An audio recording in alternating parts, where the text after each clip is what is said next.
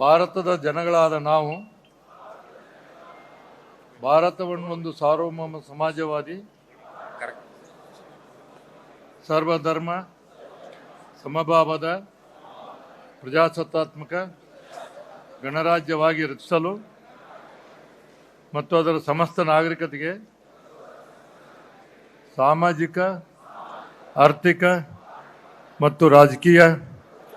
ನ್ಯಾಯ, ವಿಚಾರ, ಅಭಿವ್ಯಕ್ತಿ, ವಿಶ್ವಾಸ, ಧರ್ಮ ಶ್ರದ್ಧೆ ಮತ್ತು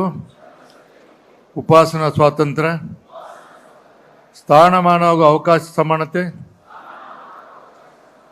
ದೊರೆಯುವಂತೆ ಮಾಡಲು ಮತ್ತು ವ್ಯಕ್ತಿ ಗೌರವವನ್ನು,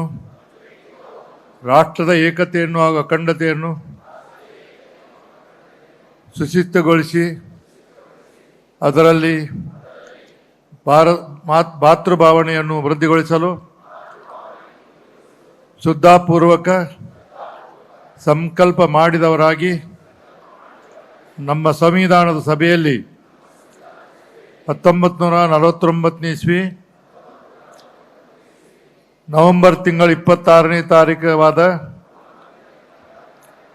ಈ ದಿವಸ ಈ ಮೂಲಕ ಈ ಸಂವಿಧಾನವನ್ನು ಅಂಗೀಕರಿಸಿ ಅಧಿನಿಯಮಿಸಿ ಅರ್ಪಿಸಿಕೊಂಡಿದ್ದೇವೆ.